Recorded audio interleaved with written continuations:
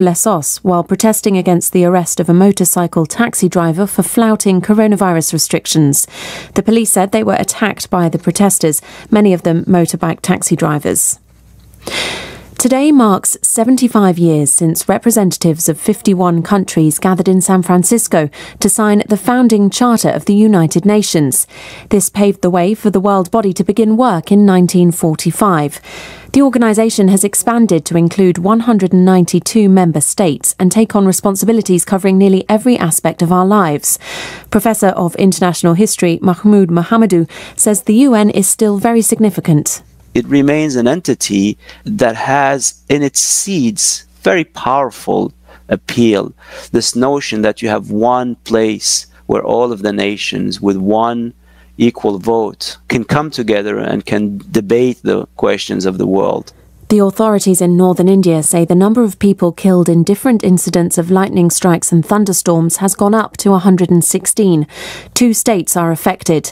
The worst hit is Bihar, where 92 people have died so far in several incidents in its northern districts. 24 have died in lightning strikes in Uttar Pradesh. Most of those killed on Thursday were farmers who were working in fields and children who happened to be outside. That's the latest BBC News. 明天的希望无限，听见台北的人情味，全世界活力在线，全都在台北 Radio。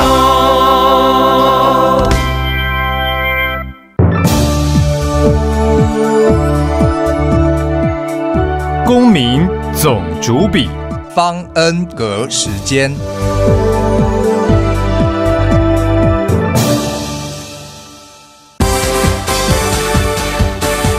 当家抢先报，你不能不知道。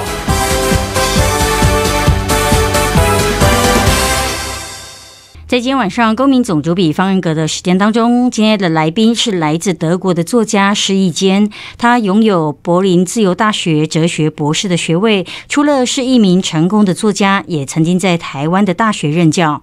施一坚的小说作品已经有中译的版本，包括《边境行走》、《雷星旋律》、《对手戏》。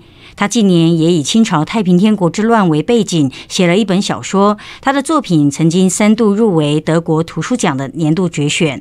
在今天晚上的时间里，让我们一起来认识这位住在台湾的杰出作家。谁当家？谁当家？谁当家？你当家？谁当家？谁当家？谁当家？谁当家？我当家。你当家？我当家。我当家。到底谁当家？你来当家。Welcome to the Residence Messenger program on Taipei Broadcasting Station. I'm your host, Ross Darrell-Feingold. Today, I am joined by author Stephan Thome. Stephan, welcome to the show. Well, thanks for having me. Hello.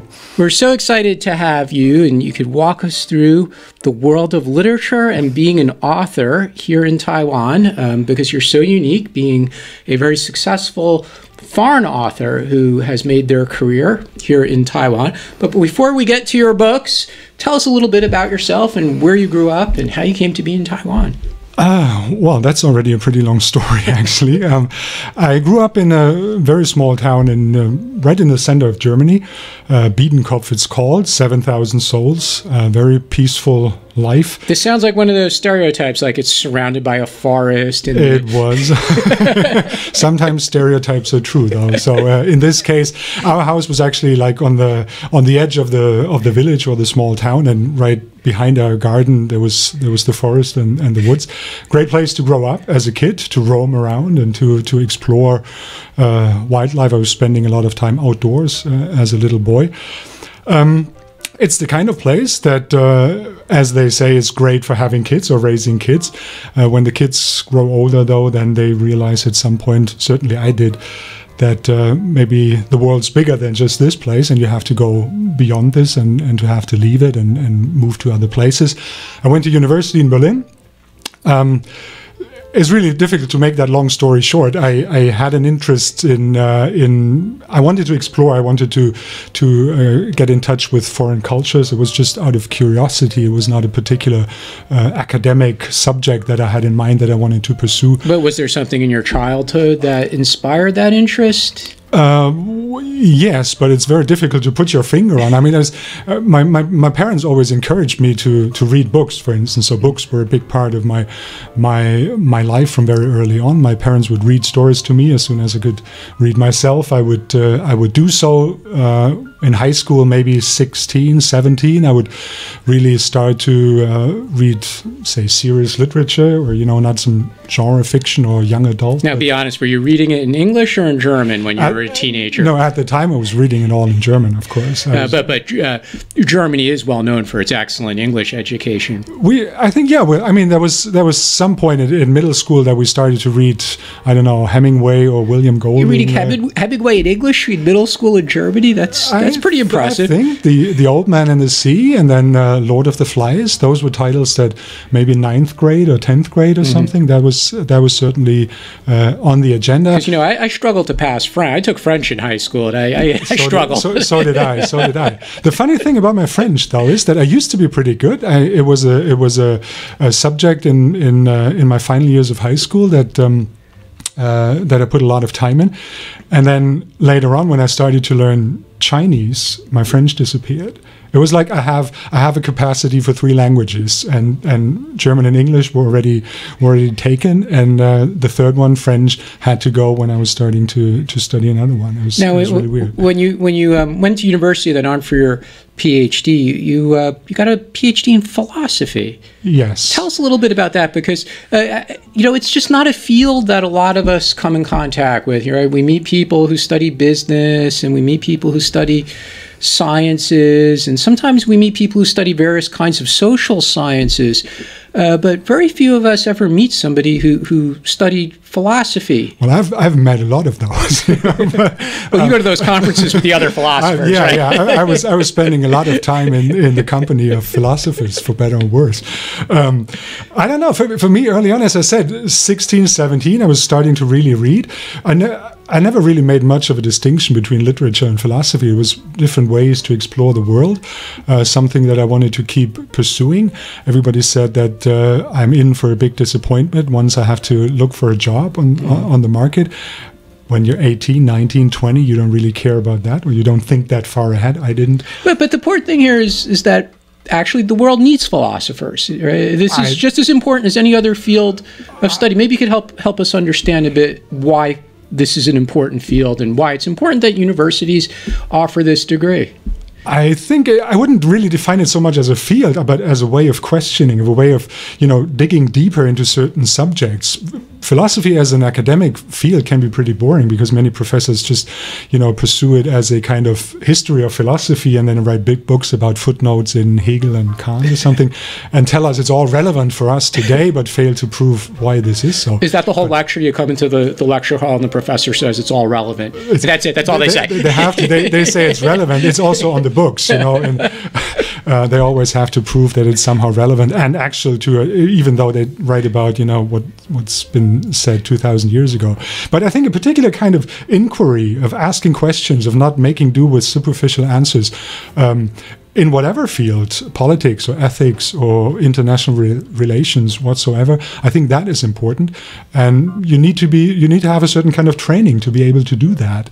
Otherwise, you just pose as a philosopher, but you really lack the means to pursue a particular line of questioning. That, I think, is still relevant, highly relevant so today, because all our environment, the media, and academics too.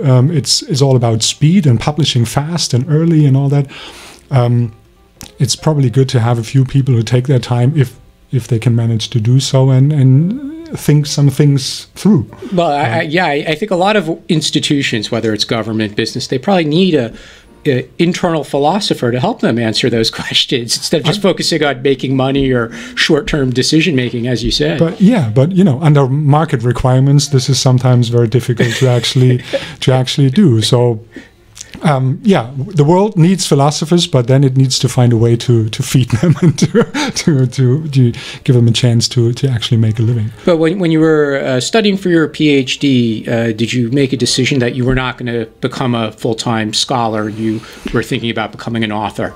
At the time, I was already having that dream. That dates back to high school as well. That dream of becoming a full-time novelist, professional. It's not because you read those Hemingway books back in well, middle it school. certainly had to do with what I read. I mean, you cannot come up with that idea out of nothing. It was because I thought that literature is fascinating, and it's about things that happen in my life too. And as soon as I had the feeling that books have something to tell me, I thought, well, maybe one day I'll be able to have something to tell to others in a way that they find interesting. But instead of staying there in Germany or in Europe and starting your writing career, you went abroad, you left Europe, you went all the way to Asia. What brought you to China? And you lived in China and Taiwan and Japan too, yeah.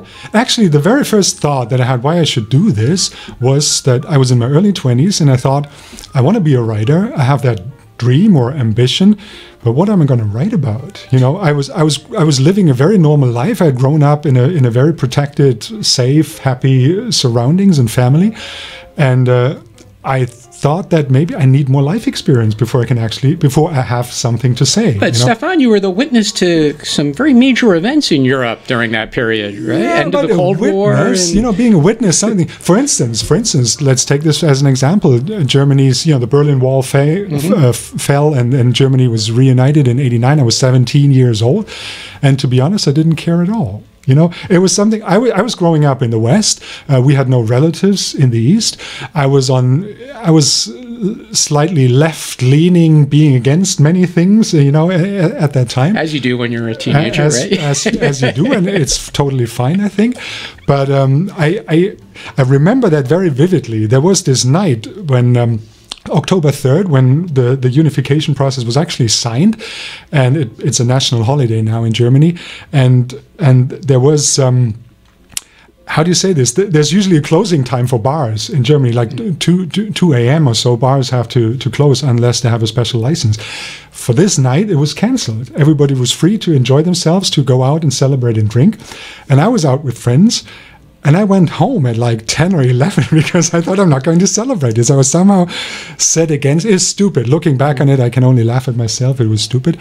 But as you say, I've witnessed things, but that doesn't necessarily leave such a big mark on your own. You have to really experience things yourselves, more personal than the big events of politics. So you came out to Asia. Now, I'm an American, and I've spent time in different countries in Asia, and people certainly have a lot of stereotypes and impressions about the United States and Americans. Okay. But tell us about being a German and living in or traveling in Taiwan, Japan, and China. What are the impressions people have? I mean, well, everyone knows Germany is great for cars and engineering and great manufactured products. Cars do come up a lot. Everyone just says to you, Mercedes. I'm not interested in cars at all. I've never owned a car in my life, and always I'm being lauded for these great BMWs and Mercedes-Benzes that are so great to drive, and I'm always like, well, great then. But and then you say, well, I'm a philosopher, actually. Yeah, I'm a philosopher, and I can afford those cars. But the thing is, people have a very positive image of Germany, positive impressions. And that's very different from Europe, because in Europe, the history of 2 world wars and fascism and the Holocaust, all this still lingers in many people's minds, and it shapes their impression or their prejudice or whatever about Germany and the Germans. And it's almost completely absent, I find, here in Asia. They're overwhelmingly positive about different things, from German classical music to literature or philosophy to manufacturing and cars and all kind of brand names that I used to not know when I was growing up in Germany, but apparently they're famous here. And that's much more important. And when they talk about the war, then it's about Japan and not Germany. So that was really in a pleasant way, but really surprising and puzzling for me. How is everybody so positive about the Germans? And now, since you are good at answering questions and philosophical issues, can you tell us a bit more? Why is that, though? Is it just because they love the cars? There's something more to it than that. And why not the same feeling towards, say, the UK or France or other European countries that also have great products and great cultural histories? It's a great question, but it's really difficult to come up with an answer. This brand name of "Made in Germany" that became a success shortly after. I mean, it's only recent. It's only say the last 50 and, years. Yeah, it's very recent. It's definitely recent, but I don't know. The honest to God answer is that I don't really know. Certainly, there were some products that had a particular quality and that impressed people and became a symbol of status all around the world. Like cars are definitely important here. I think people sometimes spend more money on their cars than on their apartments, even though they are expensive. And then somehow they are willing. I think there's a certain willingness here in Asia. To totally buy into certain stereotypes and to expect that people, are somehow similar with the image they have of them, that Germans are in fact all on time and a little bit serious, maybe lacking a sense of humor, but very reliable. I'm glad you said all these things. I'm totally fine with those because in most stereotypes there's a kernel of truth. It's just not for everybody and in any case and in every respect, but somehow maybe there was some sort of PR genius at work in Germany that said, whenever it's manufactured in Germany, it must be of high quality. When I watch commercials on television, it's always, whenever there's a product that comes from Germany, it's being said so explicitly. Maybe there's a flag on the package. They don't do that in Europe. They do that a lot here, even if it's toothpaste or shampoo or some such thing that probably can be produced everywhere around the world. But if it's from Germany, they will say so, and people have a certain expectations. Sometimes they're in for a disappointment, maybe, but notwithstanding that they might be in for some disappointment. For example, for young people in Taiwan who are thinking of studying abroad, studying in Europe, you would encourage them to go to Germany? Why not? I mean, if that's their wish, I would generally encourage all young people to go abroad and to leave their home for a certain time to experience living in a different country, struggling with the language and trying to make sense of things that seem weird in the beginning, like it was for me when I was first in China. I wouldn't want to miss this experience for the life of it. It was maybe the most important year in my adult life, and I hope people can still have that, because when I talk to young people nowadays, very often they say, well, wherever we go, we live in our social media environment anyway. We live online more than in the actual place where we're staying. So they can even go to that small town where you grew up in Germany. Yeah. I mean, that was definitely a place you had to leave, and you wouldn't be connected to much outside of it. But I think it's vital. It's something there's no replacement, no substitute for this experience of having to find your way in an environment that is challenging and that is foreign and strange, and people try to find all kinds of ways around this now, and to not expose themselves to these challenges, because they can be difficult. And speaking of young people, you also have some experience as a teaching assistant at university in Taiwan, where part of the teaching materials were about philosophy, but the materials were in Mandarin. Yeah, that sounds very challenging, because there's a lot of specialized terms for philosophy, especially since so much philosophy comes from German. So it's already hard to begin with. Yeah, that part I could deal with. Now we're doing it in Mandarin. How did you instruct students or lecture when some of the materials were in a language that wasn't your native language? First off, I don't think I was a very good teacher.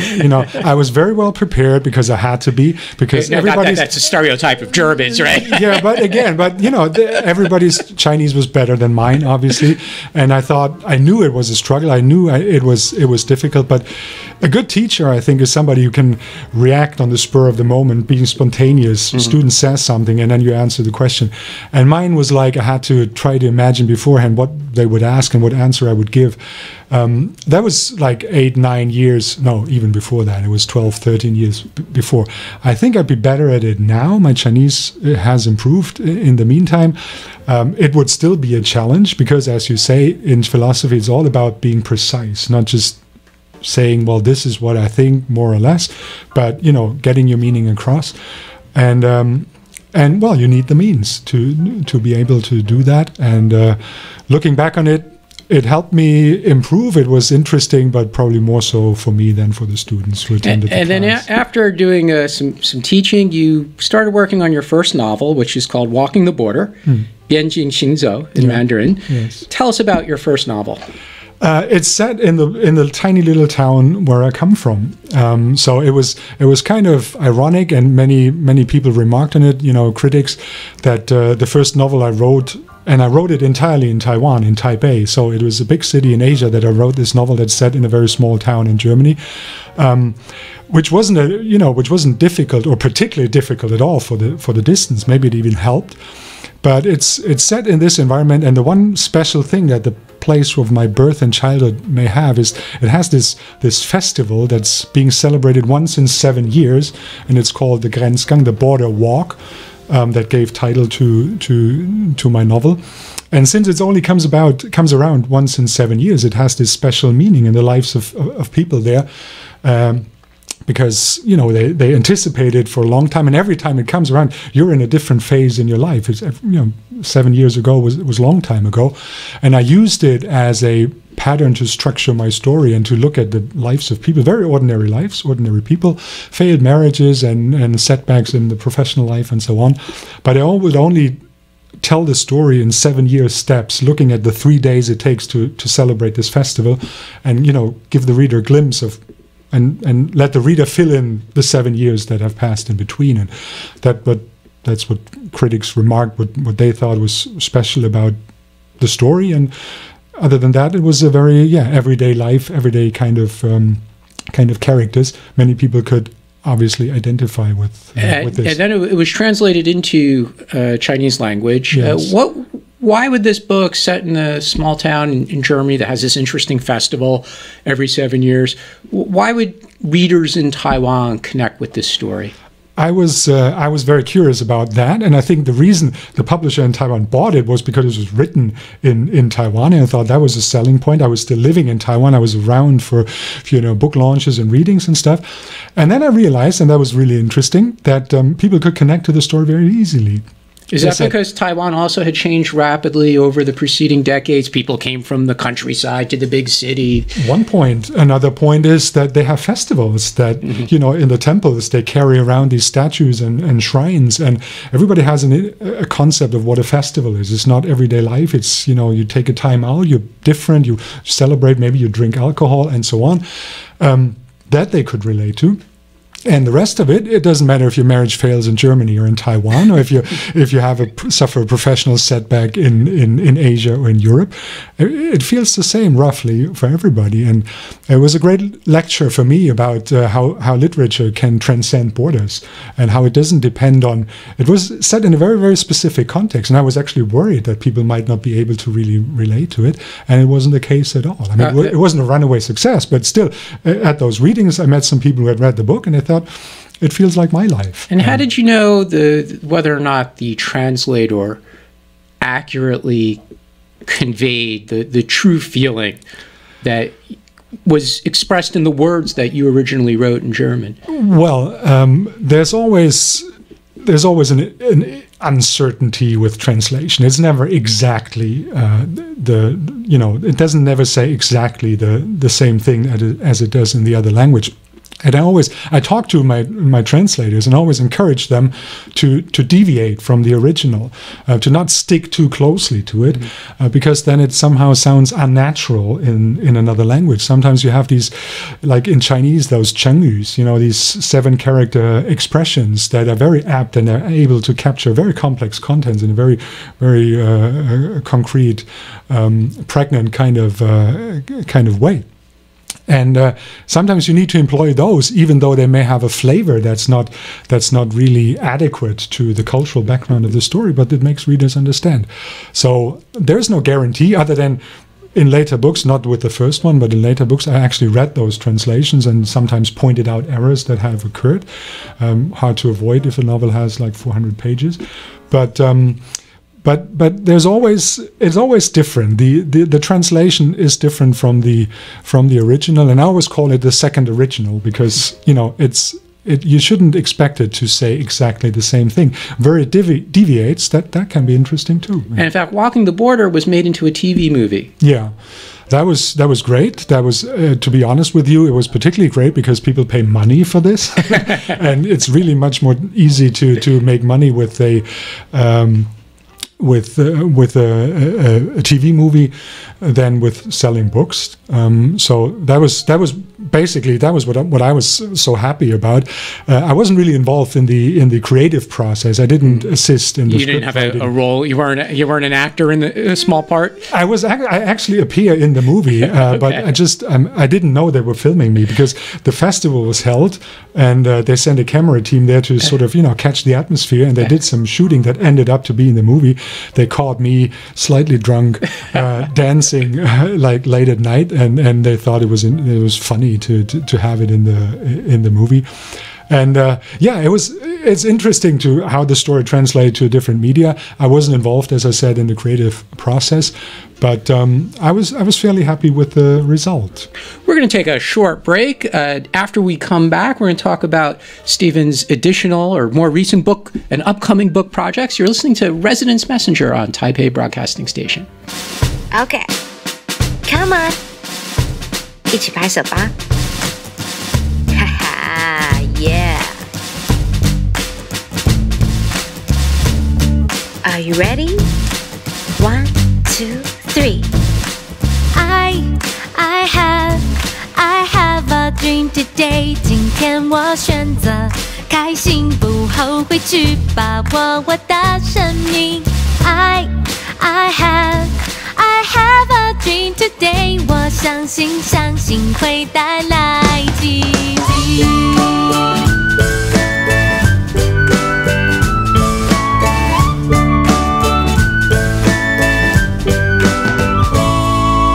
每一天对我们来说都是不停努力在奋斗。什么时候可以休息？什么时候能让自己放松？梦想有时真的非常遥远，难免伤心难过，但总要鼓起勇气，迈开脚步向前走。昨天的悲伤会是明天的成长，昨天的失败会是明天的希望。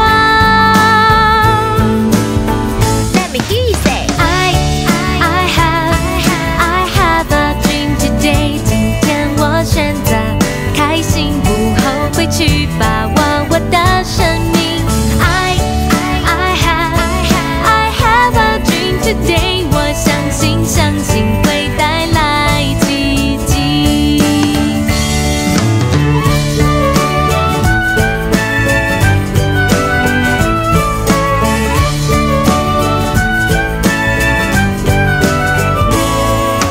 挫折总是多过成就，这个世界残酷冷漠，你只能尽力做好你自己，风言论语让别人去说，相信你一定有自己的美，在最低落的时候，别忘了还有爱你的人在你左右。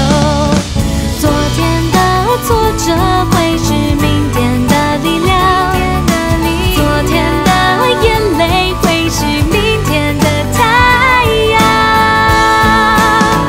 All together now. I have a dream today. 今天我选择开心不后悔，去把握我的生命。I have a dream today. 我相信会带来奇迹。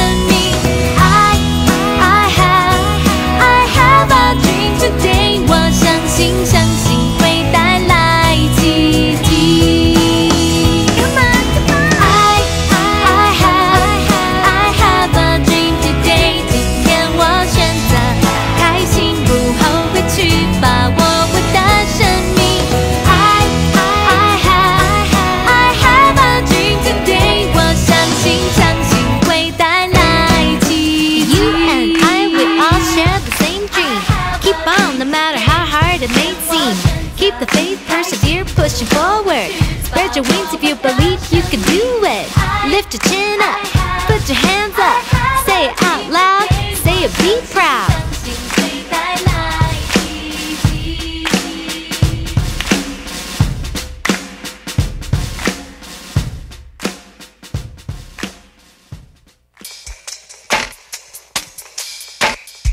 收听台北广播电台 FM 93.1 AM 1134，让你的心情嗨起来。大家好，我是陈09。宝贝呀，快起床啦！快去刷牙，快吃早餐喽！快穿鞋子，快点，我们要出门喽！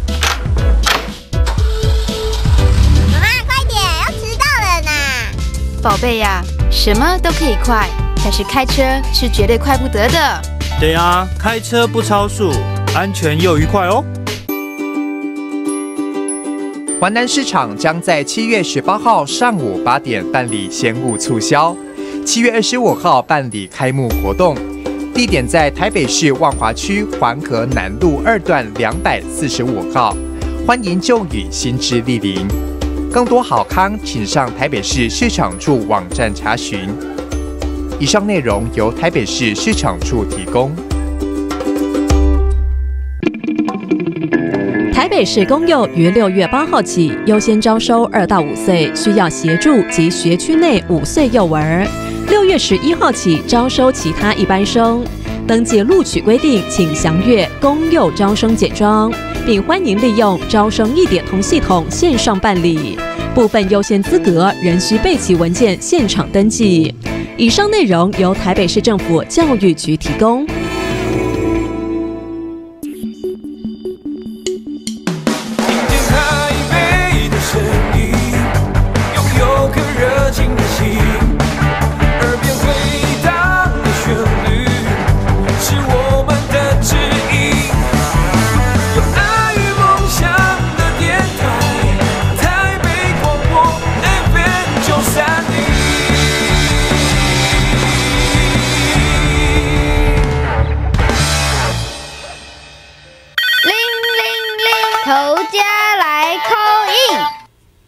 Welcome back to Residence Messenger with your host, Ross Darrell Feingold on Taipei Broadcasting Station. Our guest today is author Stephan Thome.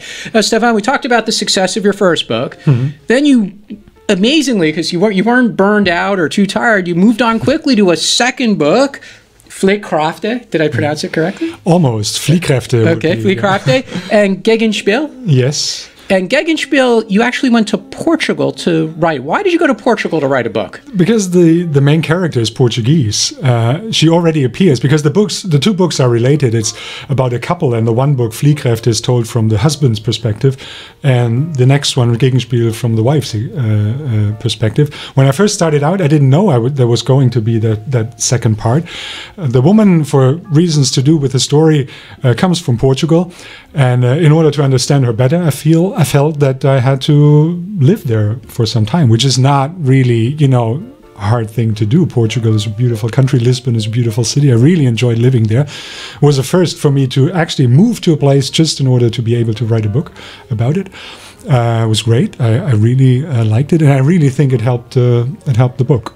And yeah, I would do it again. So I have to just come up with a subject matter that forces me to move to another beautiful city. But your book project after that, you finally wrote something about Asia and this part of the world. And this book was called Lord of the Barbarians. Yeah. Who are the barbarians? That's exactly the question. There's no answer to it because, okay, the brief answer is there's a lot about, wars and fighting and about mass murder and all this.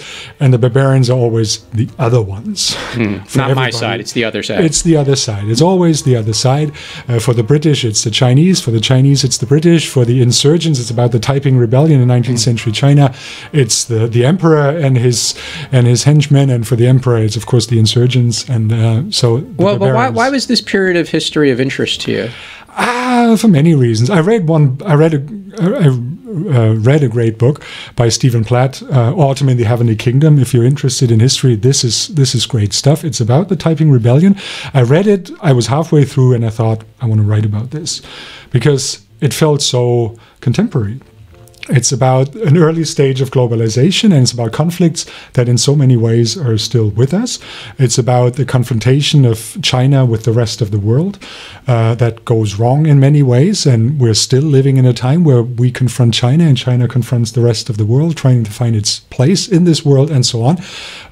So I thought it has so many things to do, and you can tell so much about the present without actually talking about the present, and you don't need to make it overly obvious that you're alluding to present circumstances. You can really just trust that subject matter, that material you have, and turn it into a great story about adventure and strange events, and still probably make people understand something about the world they live in today. That was the challenge anyway. It turned out to be a big book, and I'm not entirely sure it came out exactly the way I had imagined it, but it was a great challenge, and I'm very happy that I tackled it. Now, do people say to you, we don't need a novel about this era? I mean, there's history to be explored. There's always more facts. There's always more documents that historians might be able to discover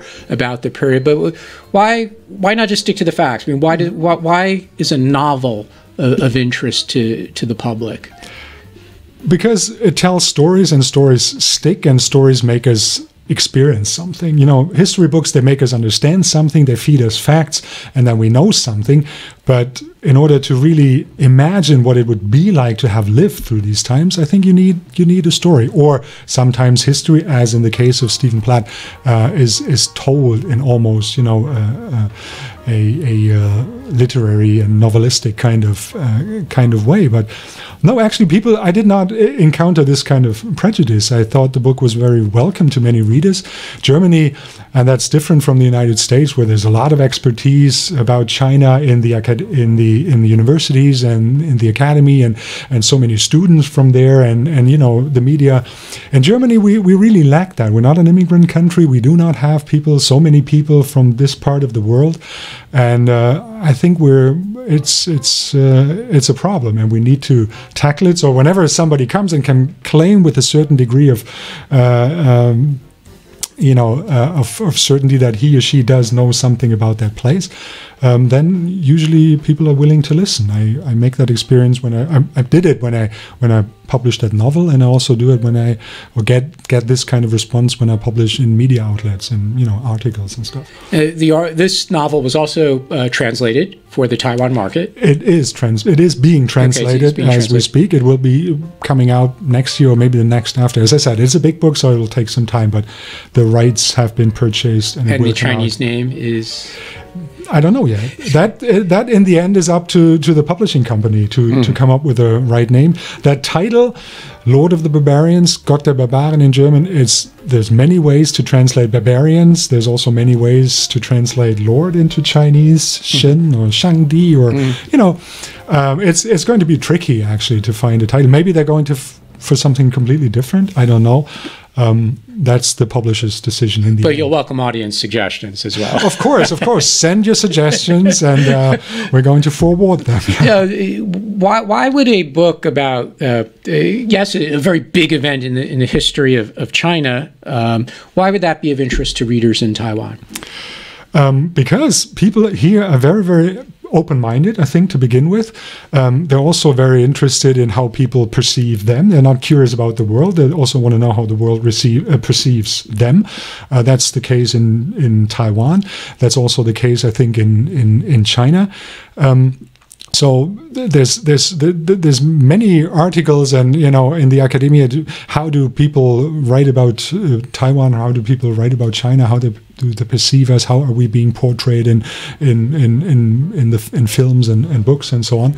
So I think that's part of it. I also hope that they will not just read the book as something that a German author put on the market as his perspective on China. That they're being interested in the story itself, because it's a big part of East Asian history, but not everybody knows so much about it. I was very often getting questions from friends like, oh yeah, Taiping Rebellion, everybody's heard that, but what actually happened?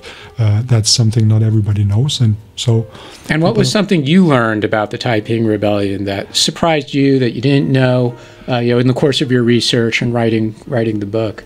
How strange people look from the other side. Like, for instance, Christianity. When it was translated, the Taiping Rebellion, they had a particular, propagated a particular brand of Christianity. And I have this one character in the book who's a Confucian scholar, actually a historical figure, Zheng Guofan, who was fighting the Taiping insurgents. And he was trying to get a grasp of what are they thinking and what do they want and what's their ideas. And then he hears about somebody dying on a cross, and now there's this ritual that people are eating his flesh and drinking his blood. And it's totally barbarian to him, rituals that...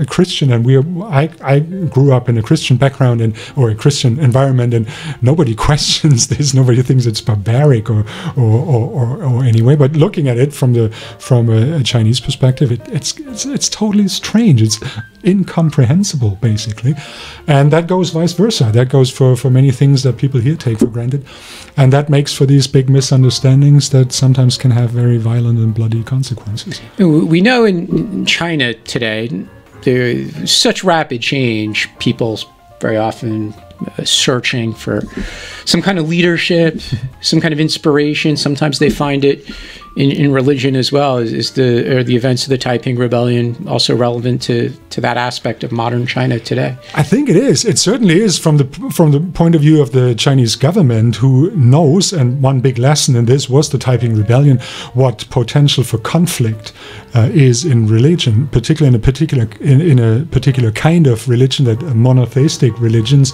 of the West, like Islam and Judaism and Christianity.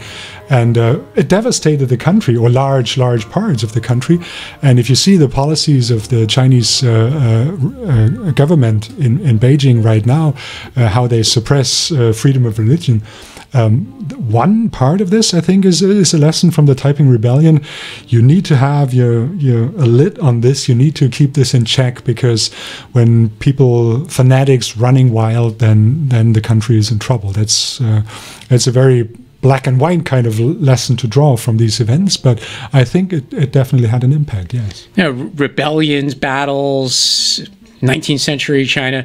This book sounds like it's also material for a movie. Is there any hope for another one of your books to be turned into a TV movie or a big screen movie? That would have to be the big screen, and that would have to be a big budget, because you have the battles, and it's a period piece, and China, and there was actually some interest. There was a German producer who's living in LA who got in touch with me, who thought this is great material, and he wanted to introduce it. He had some contacts within China, and he wanted to promote it. I have no idea what came out of it. He never got back to me after a certain time.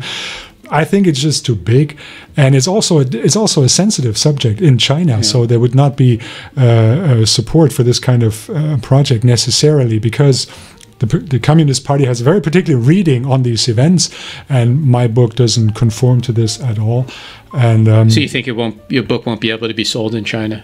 They purchased the rights. Some publishing companies told us, sorry, it's interesting, but we don't dare. They were very open about this, that they would like to do it, but don't think it's possible. It was a state-owned, more or less, from the Academy of Social Sciences in Beijing. They purchased the rights. I haven't heard from it since. That's normal, because the translation is still underway.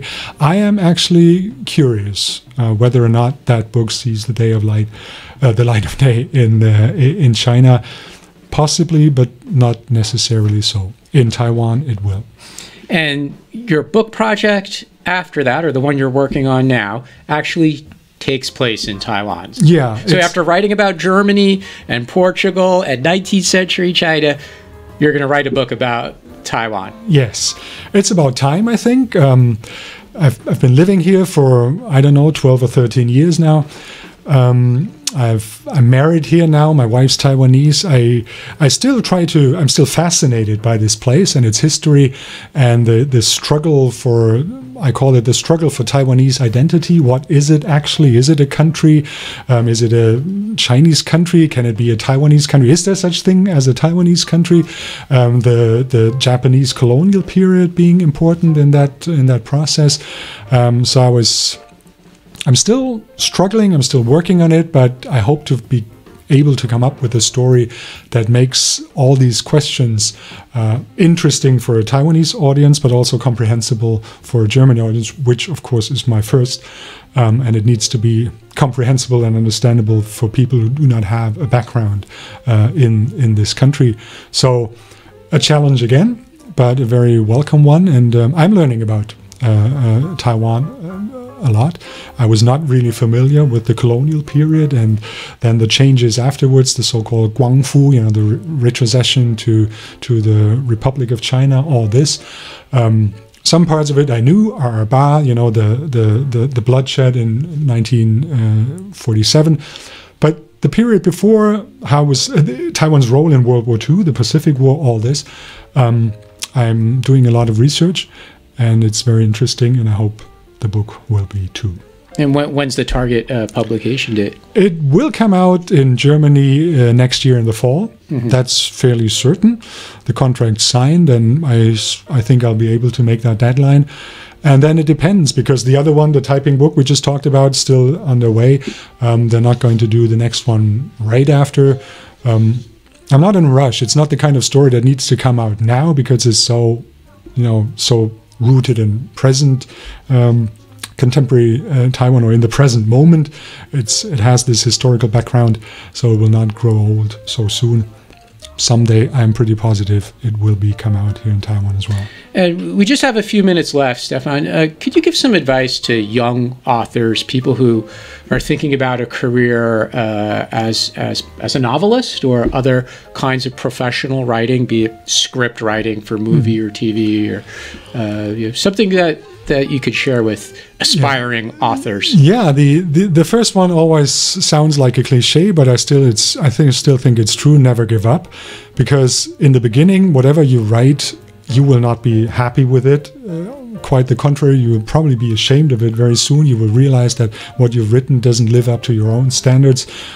You may have felt great while you were writing. Shortly after, when you have it before you with some distance, you'll get red in the face and you think, oh my God, how could I come up with something so bad? That's certainly what happened to me. I know from talking to other writers that they've gone through this phase as well. And it doesn't mean you have no talent. Although it's always still a possibility you do not, and you need to be open to this as well. But maybe you just haven't come up, you haven't found your voice, as they say. You don't know what you're writing about. You haven't the technical means. There's something about it's a craft too. It's not just about inspiration and it comes from thin air. There are techniques that you need to learn. So don't give up too early, at least. And find somebody you trust and that gives you an honest feedback. For me, that was my younger sister. I have two sisters. My younger sister was the first one, and still is the first one that reads everything that I write. And it's very important for me because I trust her. She's not going to hurt me or laugh about me, but she'll give me an honest feedback. She'll tell me. But because still right now, the first drafts of a text are always incredibly bad because I don't know the characters yet. I don't know the story yet. Every project goes through this phase where you produce garbage, and it ends up in the garbage can, and rightly so. But you're not always able to tell garbage from the gems, and where you're actually onto something and where you're not. And you need somebody who guides you. The editor then at a later stage comes in, is always important. But in the beginning, you don't have, as a writer, you're just starting out, you don't have an editor, but you need somebody who plays that role and gives you honest feedback. That is very important. Well, thank you so much, Stephan. Thanks for having me. We've been joined today by Stephan Thome, author of Lord of the Barbarians, among other excellent novels, which are going to be available both in German and in Chinese. That's right. You've been listening to Residence Messenger on Taipei Broadcasting Station with Ross Darrell Feingold. Have a great weekend. 拥有同样的辽阔。大